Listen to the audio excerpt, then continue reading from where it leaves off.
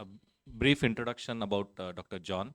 He is the chief instructor of this course, and he's a practicing glaucoma surgeon at West End Eye Hospital and Chaitanya Hospital. Jonda will talk about introduction to MIGS and then about intraoperative gonioscopy and 3D printed learning. Over to you, John. Thank you, Mahesh, for the kind introduction. So I would like to thank KSOS for inviting us for this IC once again. Last year also we had done an IC on MIGS and it was well appreciated. So without further ado, I am starting with the topic. So MIGS, micro-invasive or minimally invasive glaucoma surgery. Sometimes it is called minimally effective glaucoma surgery by some people, but it is not. According to all practical experience, we are seeing that there is adequate pressure control for mild to moderate glaucoma. Special thanks to Prasanna Venkatesh Ramesh for videos for this presentation.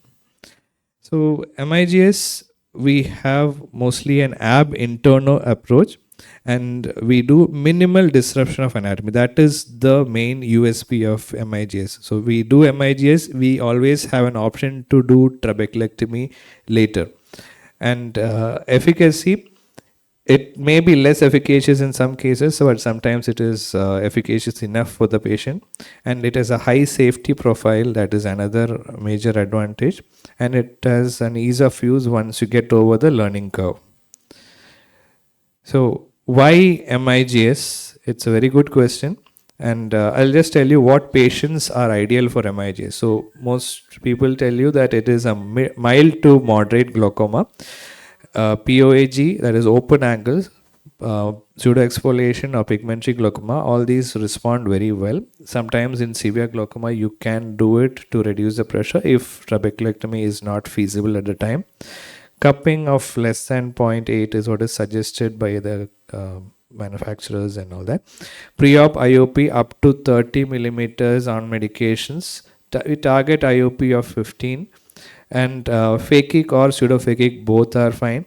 You might want to do the cataract surgery first and then put pilocarpine to constrict the pupil and then go ahead for the MIGS.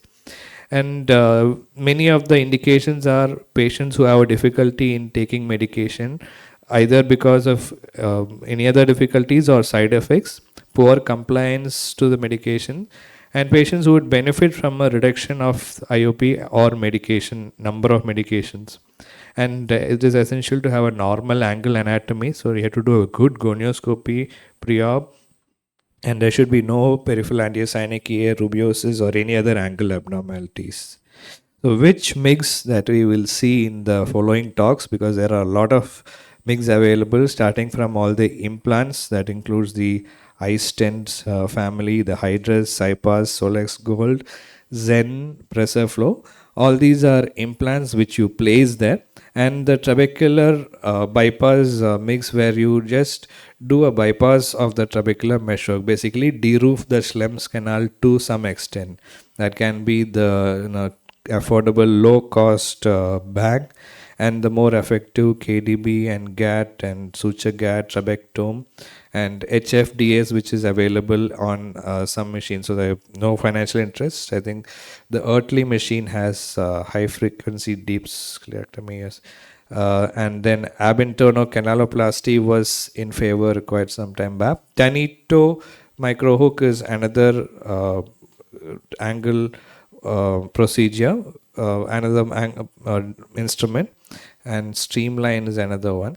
So these are some of the ones which are available here. So that is the Cahook dual blade here and the iStent injector with the iStent inside. And the most important skill to start with is intraoperative gonioscopy. So you need to have practice this. You need to have a direct gonio lens. And you can practice with a Sinskey hook. You put a cohesive viscoelastic. So sodium hyalurate 1.6% is what you need to use. And you use that. You use a direct gonio prism, such as a Swan-Jacob gonio prism. This is a autoclavable glass type one.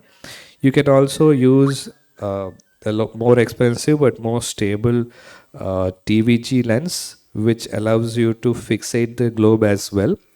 And then you have the disposable ones, and there are also the hands-free ones. So there is the Catena hands-free lens, the ocular secure flex lens, and the eye prism SX. These are essentially they'll stay on the cornea without holding.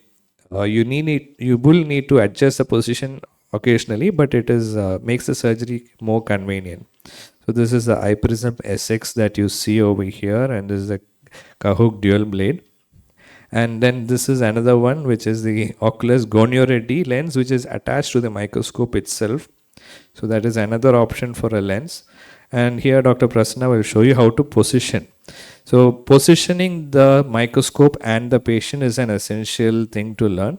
So you need to tilt the microscope around 30 to 45 degrees, and you need to find the angle at which it is best seen and mark the position. And then you need to tilt the oculars also. So you need a microscope which allows you to tilt the body and a tiltable oculars to do MIGS comfortably.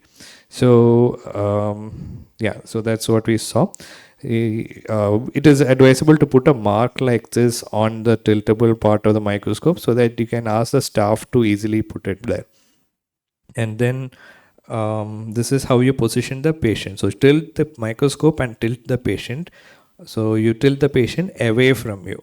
And sometimes visualization is bad because the tilt is not adequate. So you tilt the patient a little more, tilt the microscope a little more, and then you have to visualize.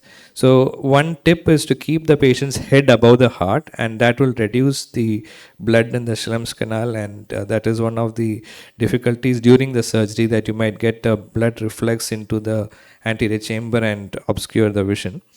And this is another lens which can be used.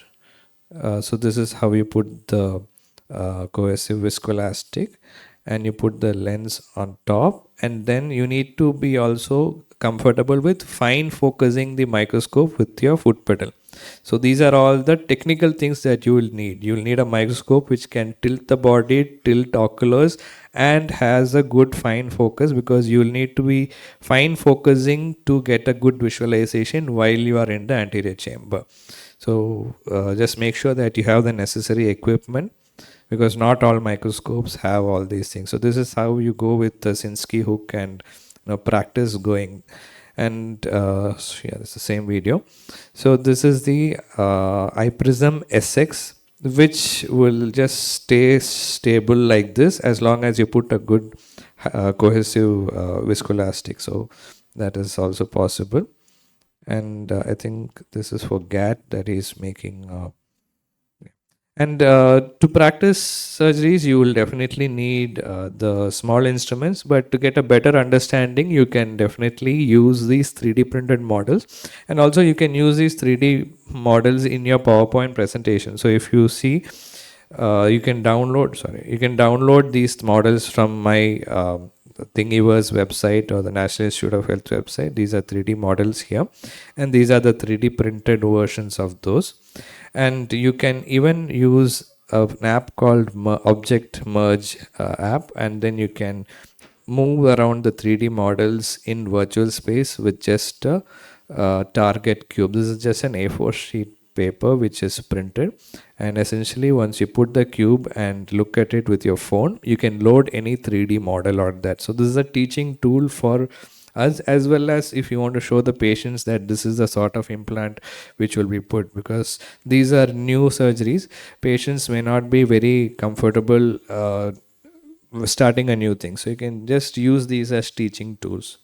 Thank you.